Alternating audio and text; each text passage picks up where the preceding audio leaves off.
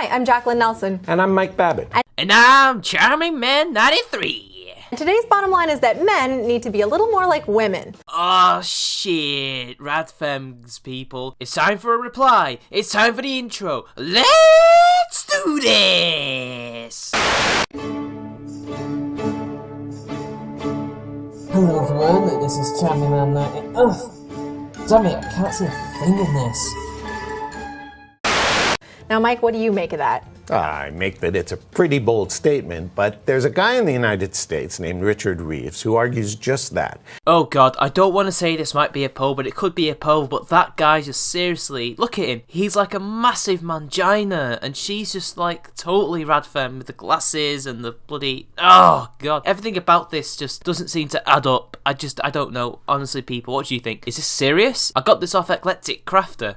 Look. This doesn't seem right. Men need to be more like women? Wow, really? Do explain, people. He's a senior fellow at the Brookings Institute. He and a colleague just recently wrote an op-ed in a U.S. paper, and then he did a shorter version for Brookings. Ladies and gentlemen, the state of journalism and academia in 2015, but now 2016. I think this video is quite old. This is the state of those two fields. Amazing, isn't it? And what he says is that men need to adapt, or, as he puts it, be left behind. We have to adapt. Why do we have to adapt? What do we have to adapt to, exactly? Do we have to adapt to the feminist utopia that is just around the corner, where men are basically just second-class citizens, if we're not already, and basically we have to just accept that masculinity is now just a thing of the past, that it is outlawed, that it is not wanted, even though it is wanted, because biology. No, we just gotta adapt to this condition that we don't know exists, or we get left behind? Really? This sounds a little bit scary to me. And that goes from everything from their jobs to their home life, marriage, kids. I mean, social and economic forces are changing the way we think about masculinity and making some facets of it obsolete. Oh, really? How? How is the economic situation and the social situation changing masculinity to such an extent that it is now obsolete? Considering that these features of masculinity are the reason why we're here today and why we will continue to advance as a society, you do realise that all of it is needed. All of femininity, all of masculinity is needed in order for the human race to survive and to thrive and to continue advancing. But hey, apparently some parts of masculinity, a part that makes a man, is obsolete somehow. How can a part of me be obsolete? I wonder. How?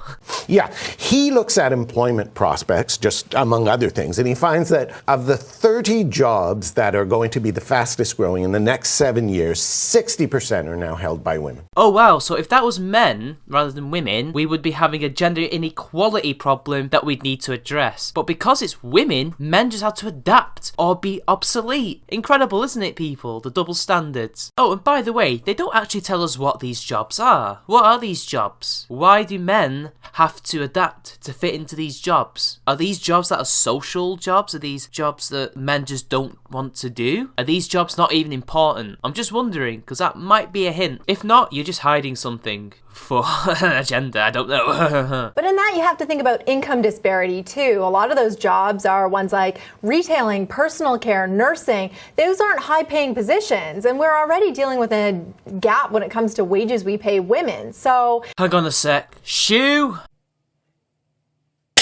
The wage gap is simply the average earnings of men and women working full-time. It does not count for different job positions, hours worked, or different jobs. It has nothing to do with the same job. It has nothing to do with discrimination.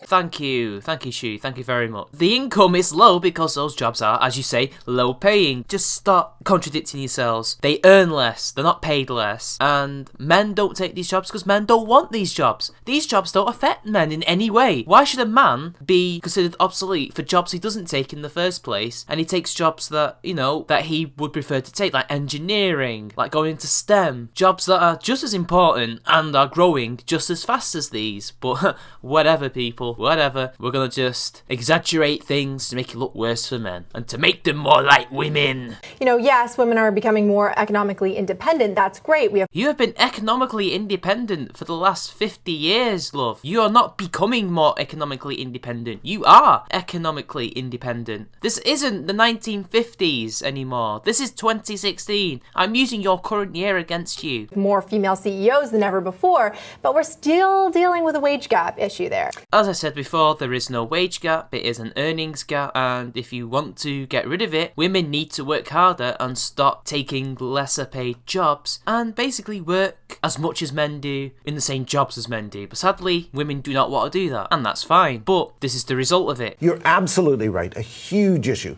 It's a complete non-issue, really. It's a myth. And it's called a myth for a reason. Not even economists believe you. They laugh at you. They laugh at you. These researchers argue that society hasn't been aggressive enough in driving men into jobs that, traditionally have been held by women, or roles such as caregivers. I'm not so sure we want to push people into lower paying jobs, but, they're arguing, and rightly so, that a lot of jobs that, were traditionally dominated by men are dying off. Aggression. I thought that was a masculine trait that was toxic. But you're right, we should not be pushing people into these lower paid jobs because their quality of life is going to suffer. But then again, these men will be doing most of the work anyway, so I don't think you'd care. But you really want to try and enforce quotas onto men, onto companies, so that they get into these jobs that they don't want. And by the way, yes, maybe manufacturing and other such jobs like that are declining in Western society, but the problem is they're not in the third world, and they're not in countries that are soon to become first world countries like India and China, where these jobs are actually increasing and they pretty much run manufacture. The only two countries I can think of that have a really big manufacturing base is Germany and America, really. There might be more, and you can all point that out to me, but these jobs aren't necessarily dying. This is a result of, well, let's just say monetarist policies of the 1980s, where basically we have transformed most of Western culture and Western society into a service-based industry, and that is affecting these jobs, these important jobs that create growth and wealth. And this is why people are getting left behind, and why some men are getting left behind. It's not because they're men, it's because of the bloody policies that the politicians have been making over the past 30 years. Feminism is not going to solve that issue. And our view of the world is also changing at the same time. I mean, as Prime Minister Justin Trudeau noted when he said, it's 2015. Ugh, kill me now. Just kill me now. The current year. The fucking current year. The year is not an argument. I mean, he did make it sound obvious, but there are people out there that still need help getting with the program. Yes, get with the program or go to Gulag. Yeah, I agree. Now we have to address not only the gender pay gap and things like parental leave, but also who fills what job. In an exceptionally uncertain labor market, and even what we call those jobs. So basically, bullshit things. That's it. There's non-issues like pay gaps that don't exist and naming jobs and, rather than actually trying to make more jobs, so we're just worrying about what we should name them. Jesus Christ. No wonder the world is fucked. And the researchers note that some of that's changing. So the old moniker of stewardess has been replaced by flight attendant. But there's still more work to be done there. I'd like to hear people saying firefighter rather than fireman. Is this what the left are doing now? When we should be fighting to keep these jobs and to fight for manufacturing bases to survive and to fight for people's work rights and all this. Instead, we're fighting to change their fucking names. Because gender? Really? What's wrong with calling someone a stewardess or a steward? In fact, in stewarding when it comes to stadium work, everyone is called a steward. Seriously, the name is not the issue. The physical jobs themselves are the issue. We need to save these jobs. We need more of these jobs for the future. We need these jobs to survive as a fucking human race. Jesus Christ. Jesus Christ. Really? Your priorities are all over the place. And it's no wonder the far right are just gaining ground. Yeah, it's food for thought, certainly. And, I can't think of a single person I know who doesn't want their daughter to have the same opportunity as their son. They do have the same opportunity, they just choose not to take it. You stupid fucks. How is this difficult to comprehend? You have an IQ above a certain amount, it's not that fucking hard. Jesus Christ, this is what happens when rich people take over working class shit like this. Everything goes to shit, it gets skewed, we have to end up fighting for bullshit things and making up bullshit things and attacking men and everything. Oh my god, seriously.